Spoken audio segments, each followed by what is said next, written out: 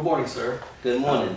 Thank you for coming out here to the Roundhouse Museum this morning. My pleasure. Let's tell you a little bit about what this project is. We're trying to get a little bit of the history of East Wilson and getting that history from people who have lived here and have worked here and just had experiences here in this area. And at this point, we've interviewed people, who've been in this area since the 20s or the 30s. So we're kind of getting all generations that have been here. And we get started off, please tell us what your name is and a little bit of your family history here within East Wilson and in the city itself. Yeah. My name is Willie Williams, and I was born actually in Nash County, but we only lived in Nash County 1 year after I was born. So we came to Wilson County, and that is where I spent all of my time up until graduating from high school. But I came up in the county, and I came up on a farm. My father was a farmer, and even though it was many years ago, he was a farmer that had enough capital to rent the farm and sort of manage the farm, and everything was hid but the land. So I guess he was a little progressive in that he was not a sharecropper. He was a owner and sort of rented the property and managed his own farm. That's very unusual. Yeah, very unusual. Yes, it is. I guess he's more or less like a tenant farmer in a way, said he didn't own the land. Right, he's like a tenant farmer in a way, didn't own the land, but had rented the land and was in total control. Right, and what part of Nash County was this? We moved back from Nash County to Wilson County after 1 year. Okay. So this was in Wilson County. Okay, now what part of the county was this in? We were out by Wilbanks. Okay. Yeah, Wilbanks area. You pretty much, like you said, you lived your whole childhood in that area. Yes. Now growing up, where did you go to school? Well, my first school was a old country school that was called Wilbanks School, and I went there for maybe a half a year, and then we started going to Elm City High School. I think they added all of the other years to the high school, and I started going there when I was in the first grade. Right. So I had to walk to school for maybe 3 or 4 months, and then I started riding the bus because we started going to Elm City High School. That's unusual. They call it high school, but it had all the grades there. It had all the grades there. Federal Douglas High School, but it had all the grades there. Is that where you graduated from? I graduated from high school, Federal Douglas, in 1961, and then I went off to college to A&T, and I was there for a couple of years, and then didn't do as well as I should have, and so I came back and got a job and went back to college later on and graduated in 1975. What did you graduate with? Well, I graduated from North Carolina Wesleyan College with a Bachelor of Science degree in criminal justice. And I was in law enforcement at that time, and I really needed the bachelor's degree to sort of parallel my career. If we could jump back a little bit, what I could do is we get a little bit of, what you remember from your childhood, what do you remember about the schools? And one question a lot of people always tell us also is, the churches had a lot to do with growing up too. If that was the same deal with you when you grew up. Yes.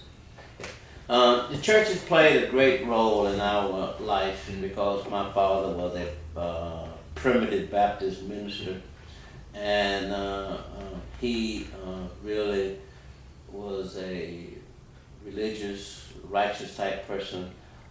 That is not to say he did not have fault or that he did everything right, but I think he had the right thing in mind when he did most things that he did. So he was a good role model for the family, in that he was a minister, and he did sort of toe the line in terms of discipline and running a clean household. None of the family members got into any kind of problem with the law or anything like that because he was such a strong figure there. But my mother was the catalyst to the whole entire household. She was soft-spoken, but she carried a big stick. So she did a great job with us, and he was the figure there that sort of helped provide what she was lacking. How many siblings did you have? There's 12 of us in the family, 6 girls and 6 boys. And we've had 2 sisters to pass away, but we're still pretty much intact. I have a sister who, there she is on the board over there. She was a teacher in the school system and may have been the first African American to be the teacher of the year. What is her name? Agnes McCrae. Okay. She is the second from the left, the 3rd row down. That's it. Okay. Didn't know that. Yeah, that's my sister. And we were so close. After growing up, after she went away to college and came back, we were very, very close. Now you said your father was a Primitive Baptist minister. Now, did y'all go to the church that he ministered at there? We did at the time, but we've all strayed away now, and we all go to different churches. What church was this? It is called New Hope Primitive Baptist Church, which is right there at Wilbank. Right. Okay. How was that growing up with that many siblings in the house? Well, it was never a dull moment. Right. But it was a great life. We enjoyed each other. We helped each other, and we needed that many people to handle the farm because, as you know, our parents had very, very little money to pay someone to work. So we had to do the farm work, and we had enough people to do that. What kind of crops did you all grow?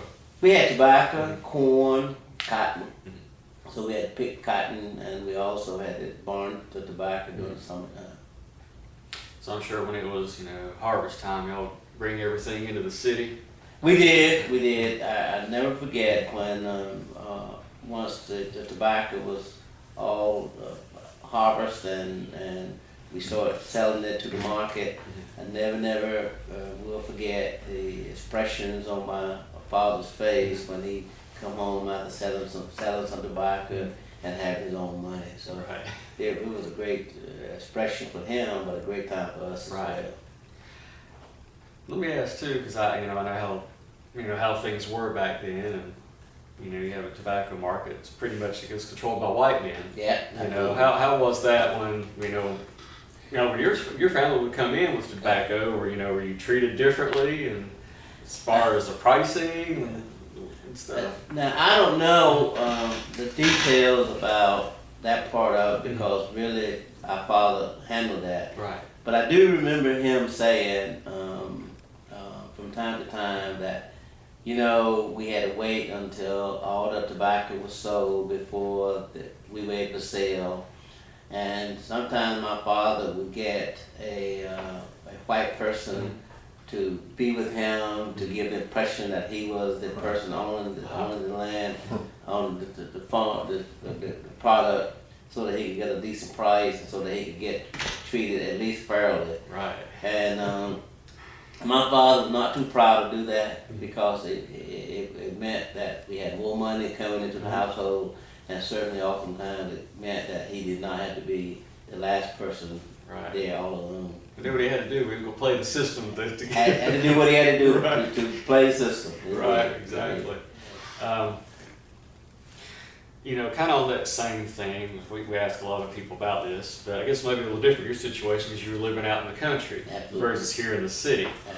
Absolutely. I'm sure, if y'all had to come and buy things, I guess you would, have to come to the city. Now, would y'all come to East Wilson Yeah. for any of that? Well, I remember there used to be a hot dog stand down, I think Barton Street. And it was not completely in East Wilson, but it was not far from East Wilson. Right. And we used to go to the hot dog stand a lot. But, we didn't go a lot of places from time to time because, first of all, it took 2 cars for the whole family to get in, which we didn't have. But we stayed home a lot. But when we did go, we would always go to the hot dog stand. And I remember very vividly that the hot dogs were 10 cents a piece, and our parents only had enough money to buy possibly two for each person. But we did come to town, and I remember we had to go in the back, go to the back door and purchase, and we couldn't go inside the restaurant. As a child, did your parents explain why you had to do that? They did. They said that whites only could go inside, and African Americans and other minorities could not go inside, and that we had to go to the back of the building.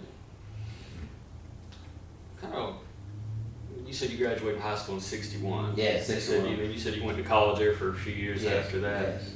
So you were basically in college, right, when civil rights movement was really kicking in. I really was. I was in college when the demonstrations, the marches, and all took place.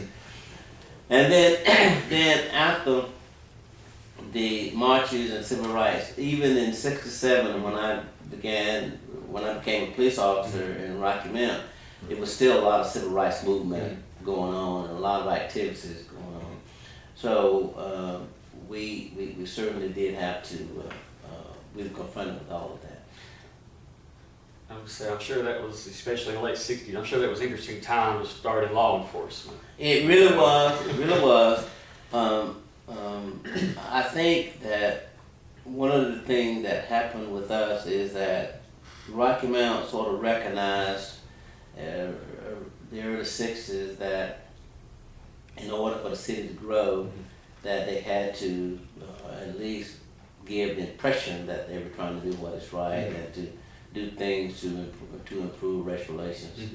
So Rocky Mount hired 1 or 2 token officers at that time, and then when I came along, I was number 6 African American police officer, and the officers all had, I'll never forget this, at that time, all the officers only worked 2 shifts, second and third shift. Second shift 3 to 11, third shift 11 to 7, all with the exception of 1 or 2 that rotated all the way around to work all 3 shifts. Well, when I came, another African American officer came the same day, and we had too many officers to train for the 1 or 2 officers, the African American police officers that they had. So, we would be assigned to a senior patrol officer. Well, when I came, it created a lot of problems because 2 came at one time, and now we don't have but 1 training officer to train the 2 of us. So that meant that one of us had to be assigned to be trained by a white officer. And that was such an uproar, that it was such an uproar that they changed the whole system, wherein now before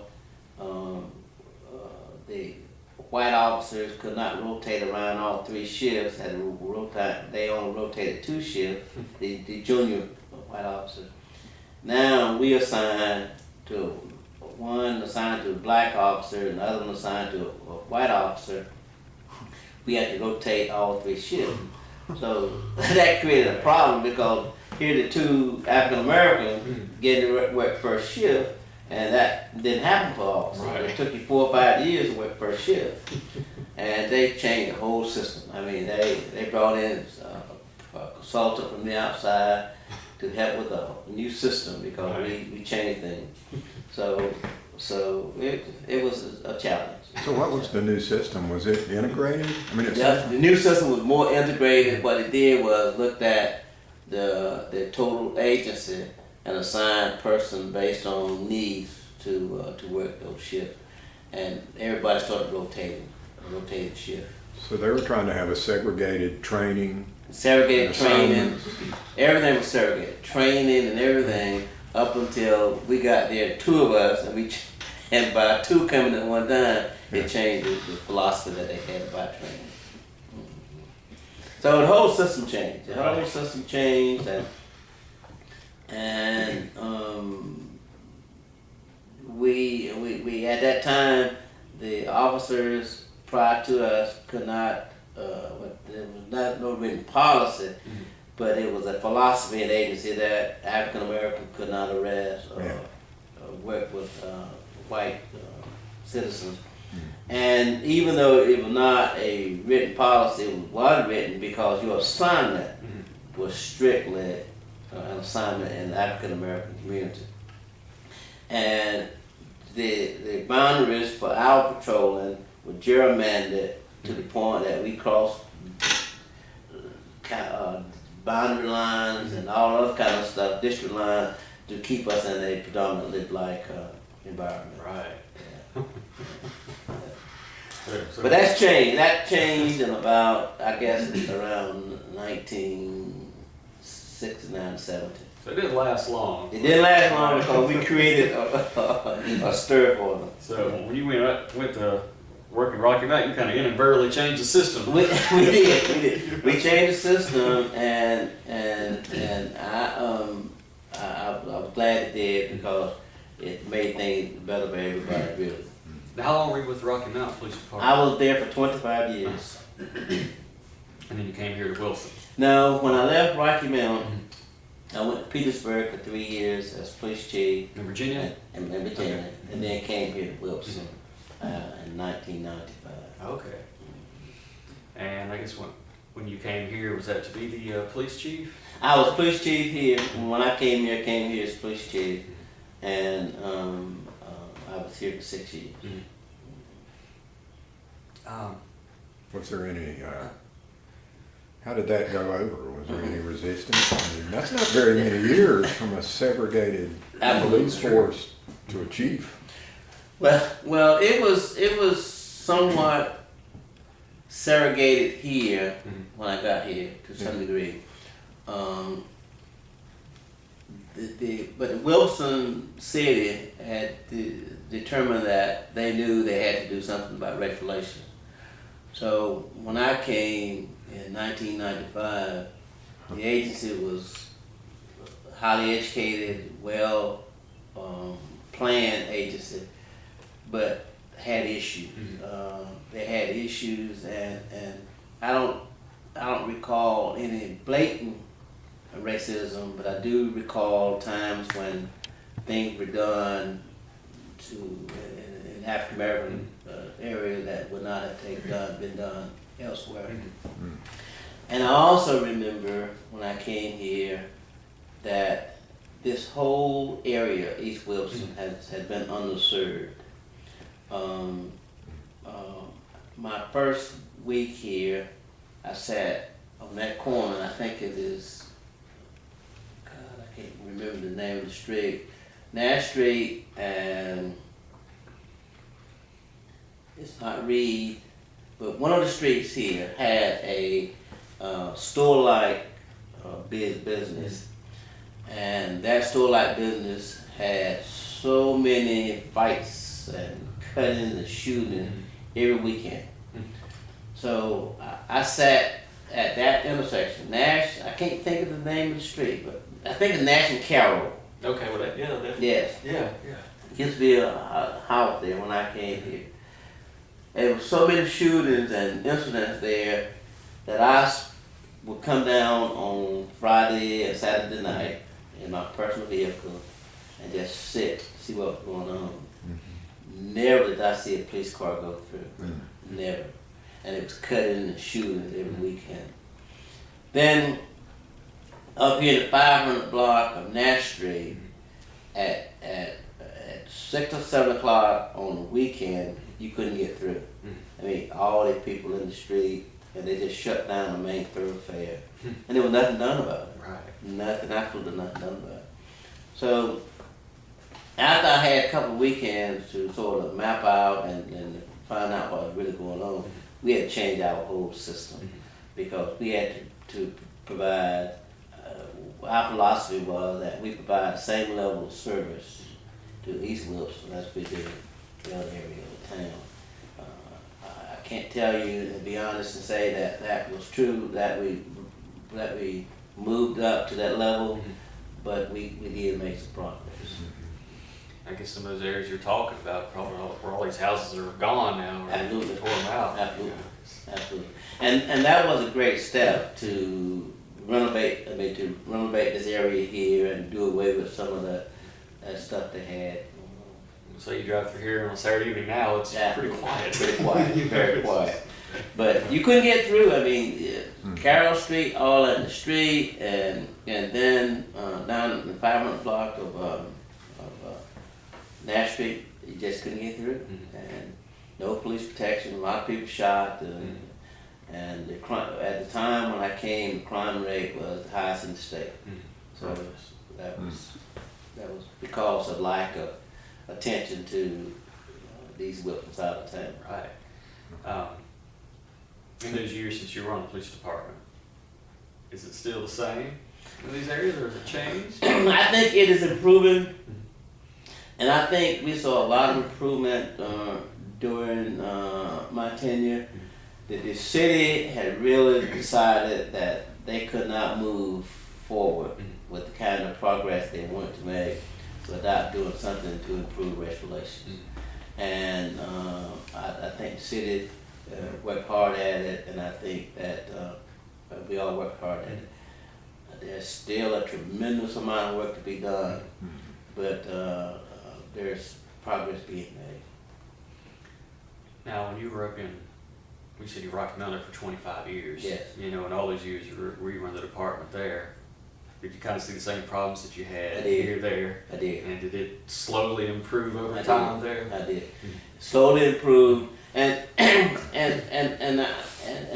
don't know, and I don't have statistics to support this, but I think we peaked out, and I think our improvement over the past few years may have decreased.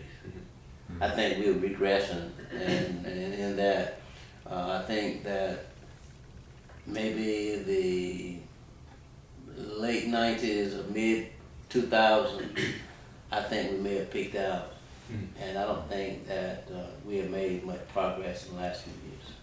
Can I ask, when you first, when you saw this was underserved, and then I guess you decided you're going to get officers coming down here, what was the approach that you encouraged them to take? I mean, you could have said just go lock them up, put them away, but did you try to take a neighborhood approach? Absolutely. Or what was that? One of the things that I'm proud of is the reputation that we were able to develop and establish through my tenure, because we knew that we could not lock up our way out of this problem, that we had to have community involvement. So this was a challenge at first to get the officers, the leaders to understand that we really got to be out in the community, that law enforcement is not just locking folks up. It is about community support. And we became a part of the community. We met with community folks every weekend. The communities that did not have a community watch or community group, we helped organize that. And then we assigned officers to a beat to be responsible for that area. And the community folks got to learn those officers, and they got to learn the people. And we developed a very good reputation.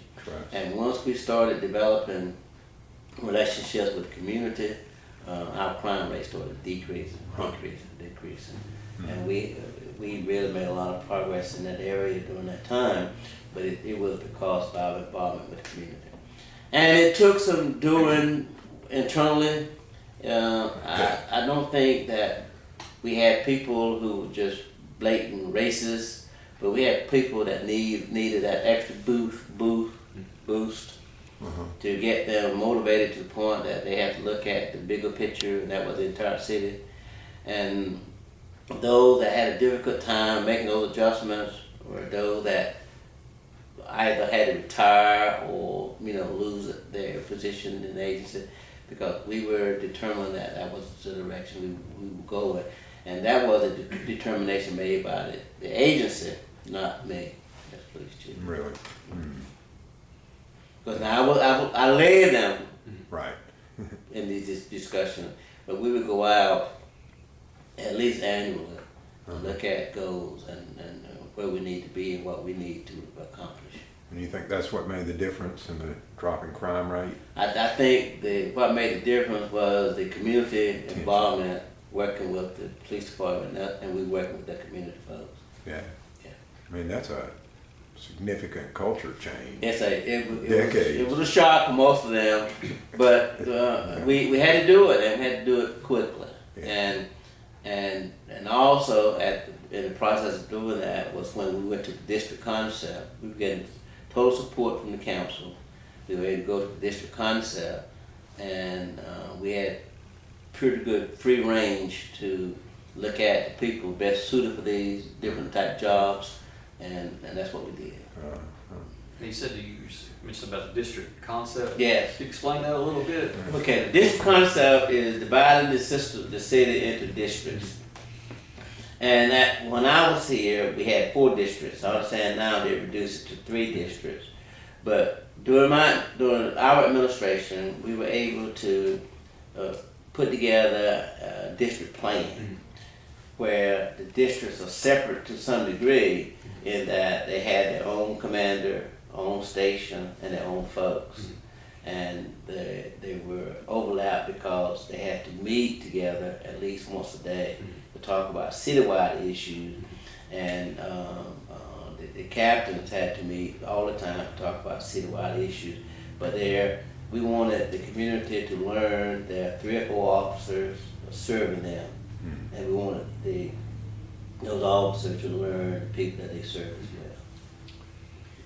It was almost like you said, it seemed like there was like a regression in what had happened, but it seemed like when you came here in the mid-90s, I guess integration had been around for a few decades, but I guess it had just got to the point where things just slowed down, and I guess everybody kind of figured, well, we did what we needed to do, but that just wasn't working. That is exactly what happened. Right. I think what happened is, I think a lot of concessions were made to sort of improve race relations, and I think that back in the 60s and 70s, and possibly some were in the 80s, that everybody said, well, let's give it a chance and let's work hard. Well, then I think around the 90s and maybe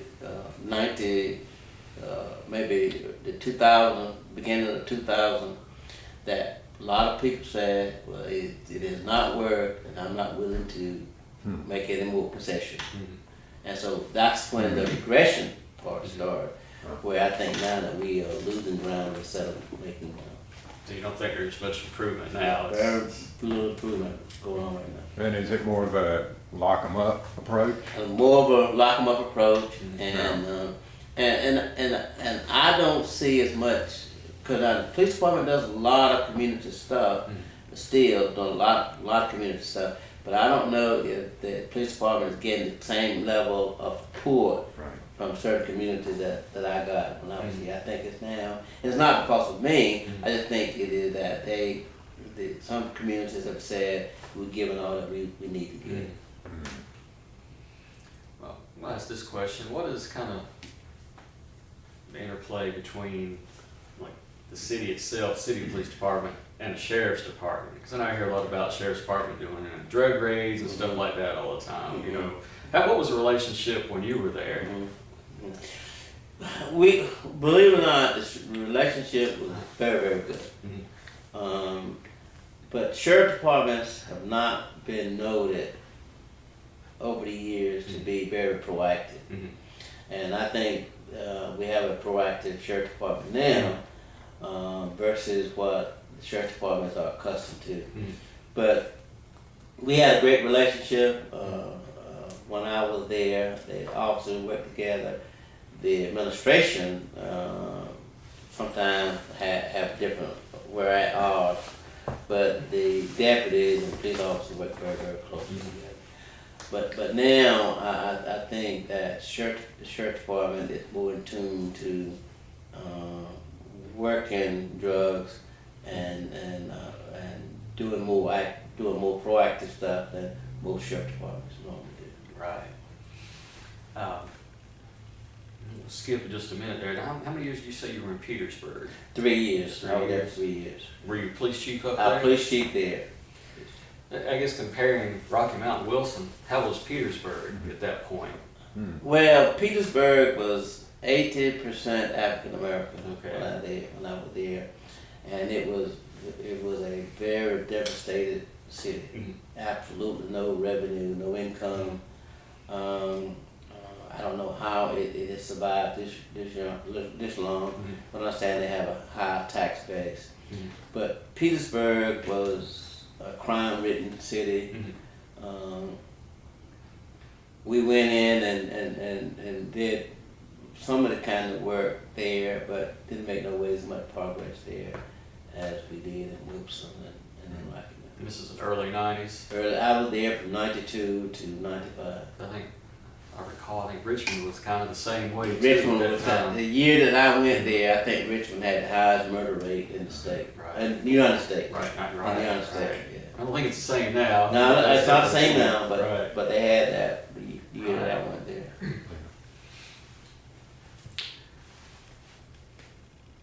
You know, back during the 60s, you said that's when you graduated from high school. You know, I know we discussed, you know, like a child and y'all would come into Wilson, you'd have to go through that back door. Of course, I know you never went to any integrated schools. Well, I graduated from integrated school, Right. but in 1995. Right. Much later. Right.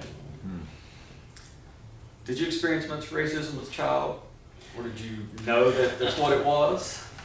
When I experienced my first known situation of racism was we had a row of hedges that separated our house from the house next door, and the row of hedges were not that close to the house, but it was about it was closer to our side because it was our hedges, row of hedges, but row of hedges was much closer to our side of the house than it was the other house because houses were not that close in the county. But the hedges had been used as a private fence, but we didn't realize that it was a private fence. Right. So my father, with the help of us, cut the fence down about that low. And it gave a direct view of the next door neighbor's house. And you would have thought my father had killed somebody. Because that was the biggest mess for a while about us turning those hedges down there. And it was obvious it was because of the privacy. And it was obvious that they did not want the black neighbors to be able to look over into their house. And that was a big mess. That was my first experience, and I guess I was 12 or 13 years old with racism. So clearly we lived out there in the county, it was not segregated out there Absolutely. like it Like was in the it was in the city. city, yeah. Right. But that was the first experience, and that was really bad for a while there because of that. Really. So my father allowed the hedges to grow back up because I guess he was sort of submissive. Didn't want a big fight, and he had gotten a lot of help from the white community. Did he have the same neighbors for many years after that? We did a long time. Very, very long time. They had it until my father got to the place that he could not work, and we had to move to. We bought the house for the parents, and they moved in it. But they were together for a long time. Right. Can you say, so you were 12 or 13? Yes. Yes. It's funny you said you didn't have segregation out there in the country, except it seems like it was in people's minds, and that they had to impose some kind of segregation, even though there was no, so the hedges were kind of unstated segregation. Absolutely. It was. That's what it was. The hedges separated us from that house next door. And even though I didn't know that at the time, yeah, and even though that there was no other segregation, that was segregation, right? Because we were separated. Yeah. And when we took that barrier down, it created a monster of a fight there for a long time. Did your parents talk to you about why everybody was so mad? Yeah, he did. They did. Yeah. My parents, my daddy, being the type of person he was, he didn't, allow it to go back up after several years. Right. But that was a big mess. That was a big fight. Yeah. And even though you're exactly right, even though we lived next to each other, we still were segregated. And even today, you see, and when places where we live close together, you still see those privacy fences in the city. Right, even today. With bushes tall enough to Well, obscure bushes sometimes, but sometimes you just see fences. the picket fence. Right. Yeah. About that. And do you remember, so you were 12, 13. Club 13. So what, this must have seemed kind of bizarre. Well, it was because we had been there for years, Yeah. and we just thought that the neighbors were neighbors Right. until that barrier went down. Yeah. And then we found out that they were not neighbors. They were just enjoying us because they didn't have to tolerate us. Did y'all ever talk to them before? Well, Or interact they with were them? adults, and one of they had a daughter about 16 or 17 years old at that time, and we used to talk with her every now and then. My sisters, but not us. Our sisters, we used to talk with her.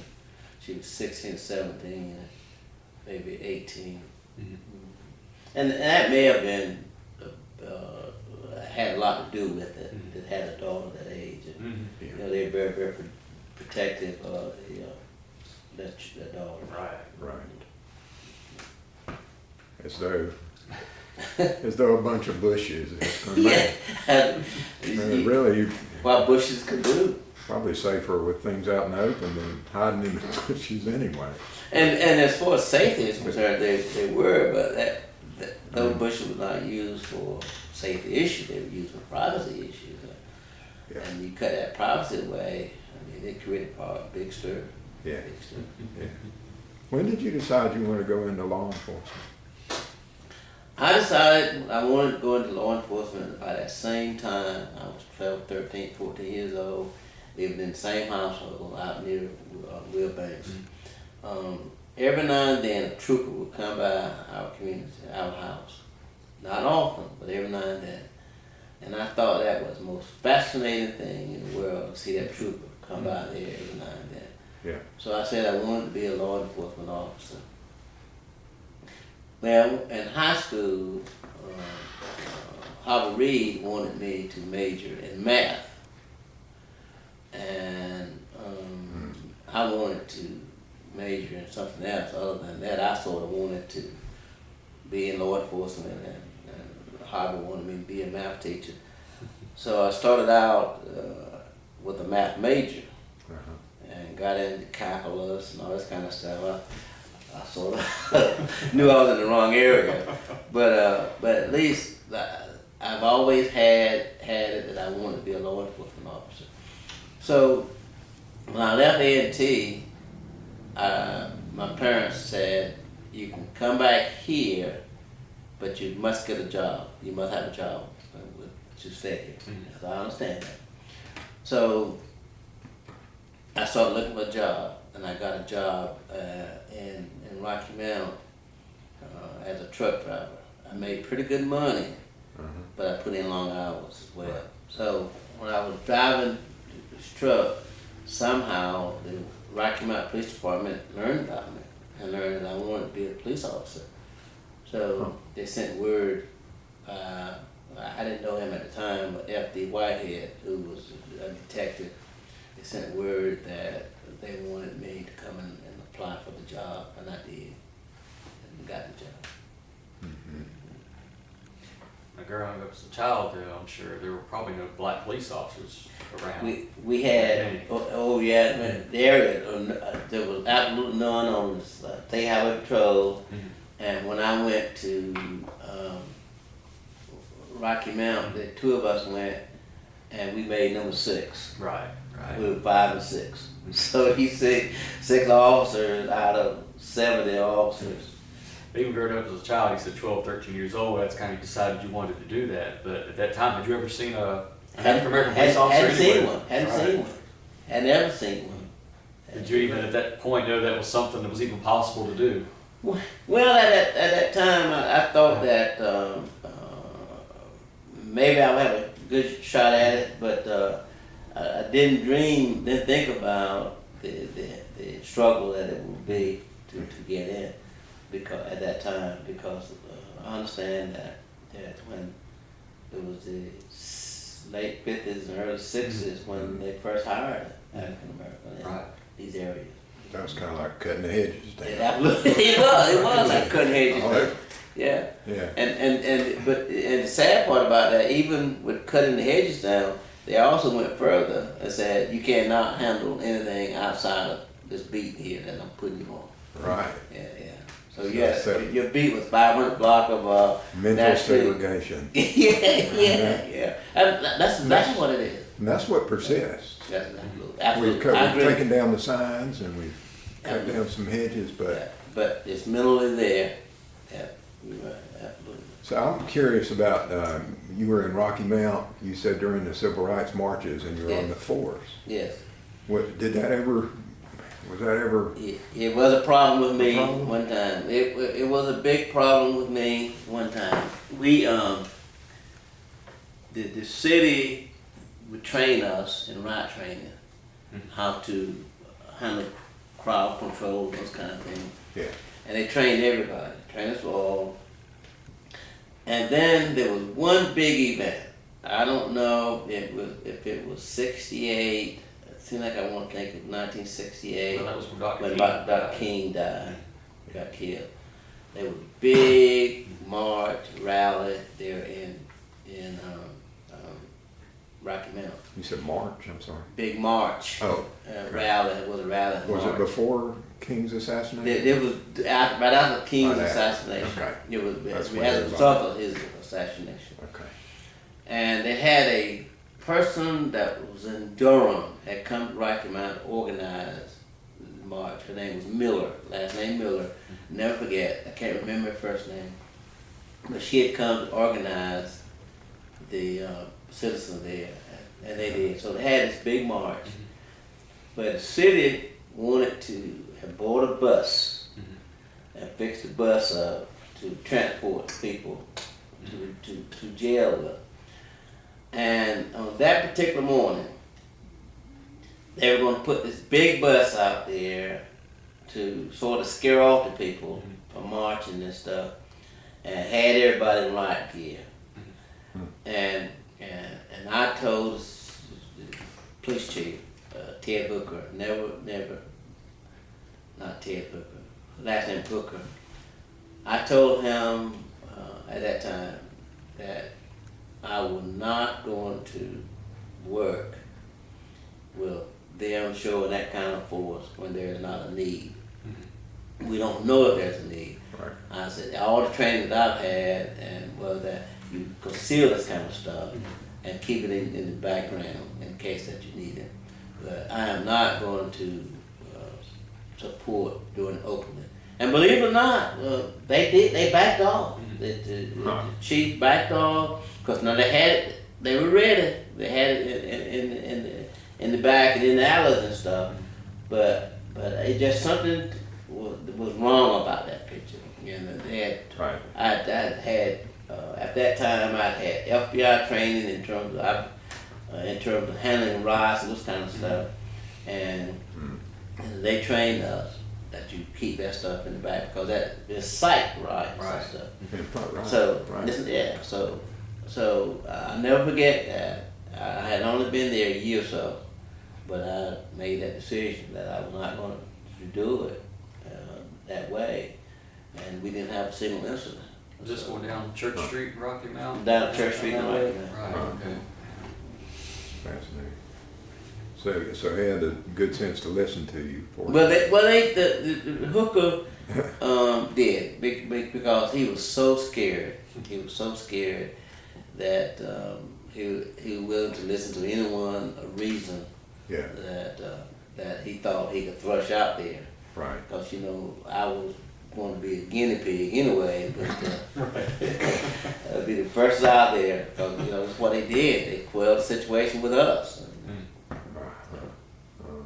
Were there any other situations in those years where any riots or anything was going to occur? And We did not have any other riot or anything like that. I remember that there was a famous service station grill out on 301 that had a big sign up there that said, "The law requires us to serve niggers and freedom riders." A big sign. Really? And this was in the early 70s. really? Goodness. So I've seen a lot. I have.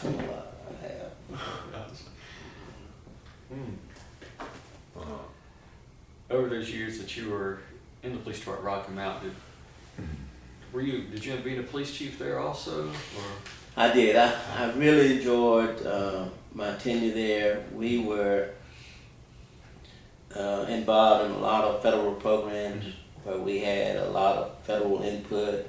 We had some of the best chiefs and leaders to come and work with us because we were in those federal programs, and we had to maintain a certain level of proficiency and those kind of things. So I think it really helped me that we were involved, because it helped me develop a standard and a level of proficiency that otherwise I may not have been exposed to.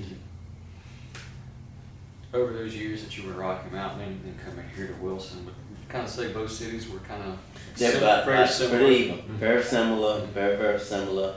I think Rocky Mountain may have recognized a year or two earlier than Wilson that they needed to work on their race relations, but both were pretty equal. Right, right. And racism is still prevalent now. And as I said earlier, I think that it is hidden more, but I still think that mindset is there, especially when you say that, especially when you talk about social programs, those kind of things. Right. They think that is a gift to the African American, to minorities, and even though the rhetoric is different, but the mindset is the same. And what's the rhetoric like now? What does it look like? The rhetoric now. At one time, you know, we could see signs, whites only. Yeah. And it's easy. But now you It's see racism and suits and ties and talking about leaders, talking about social programs, cutting out social programs, cutting out food stamps, for lack of a better word, those kind of things. So it is it was blatant. Now it is not so blatant. It's kind of a code.